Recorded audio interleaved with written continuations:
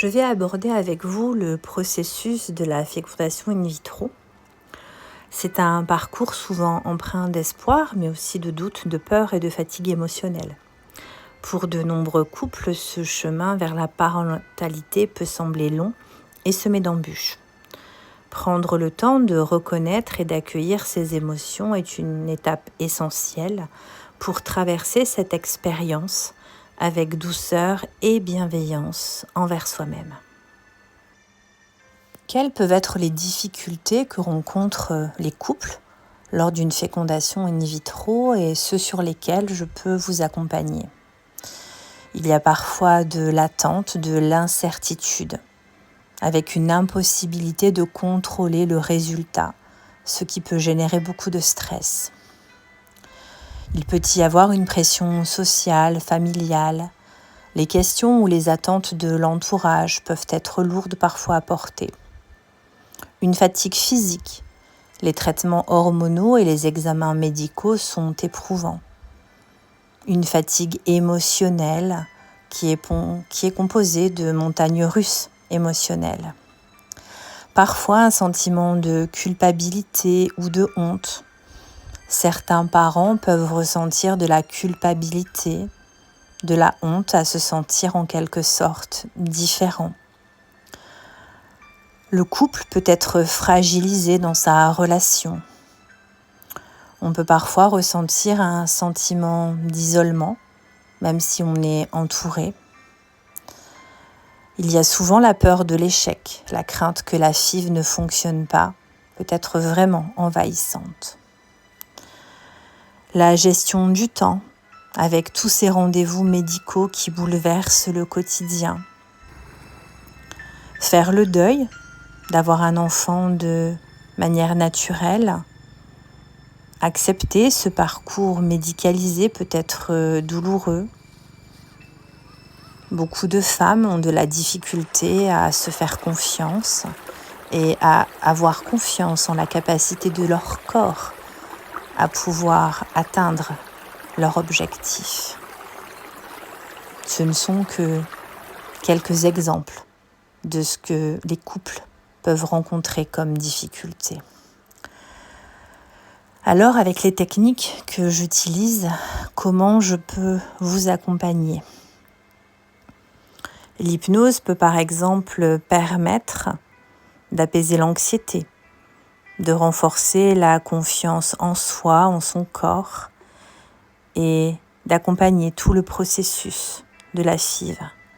L'hypnose aide à se reconnecter à ses ressources intérieures et elle va permettre, comme le permettrait la sophrologie, de visualiser de manière positive chaque étape et de travailler sur toutes les émotions qui peuvent se présenter.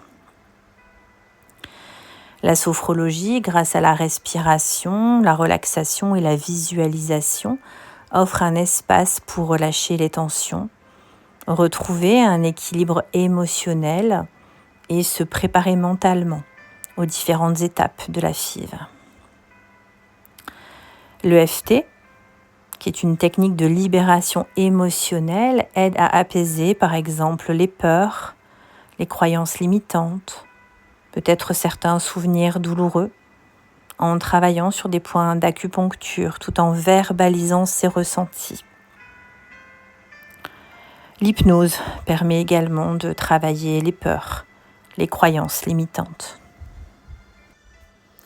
Je pratique le rythmo, donc qui est similaire à l'EMDR et qui permet parfois d'accompagner le traitement de certains traumatismes ou d'expériences difficiles liées à l'infertilité ou aux échecs de FIV vécus précédemment, ce qui permettra de retrouver une forme de paix intérieure et de se libérer des poids du passé. Les soins énergétiques peuvent favoriser l'harmonisation du corps et de l'esprit, soutenir la vitalité, la circulation des énergies, le corps qui est souvent mis à rude épreuve lors de ce parcours. La radiesthésie, qui est donc l'utilisation du pendule, qui est une approche plus intuitive, peut aider éventuellement à identifier certains blocages énergétiques ou émotionnels Et lors d'un soin, cela permet de rétablir l'équilibre global en complément, bien évidemment. Toutes ces techniques sont en complément de votre suivi médical. Face à tous ces défis que le couple rencontre, il peut être précieux de s'autoriser à recevoir du soutien supplémentaire et d'explorer des outils différents qui vont vous permettre de retrouver de l'apaisement, de développer la résilience et la reconnexion à soi. Ces parcours sont uniques pour chaque couple. Il est important de s'accorder de la douceur, de l'écoute, du soutien, que ce soit auprès de professionnels de santé, de thérapeutes alternatifs ou de groupes de parole.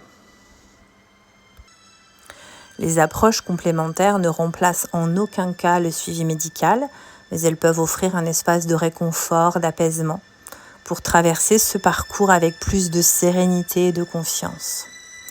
Donc si vous souhaitez exprimer vos émotions, travailler sur certaines difficultés, prendre soin de vous, je vous invite à me contacter.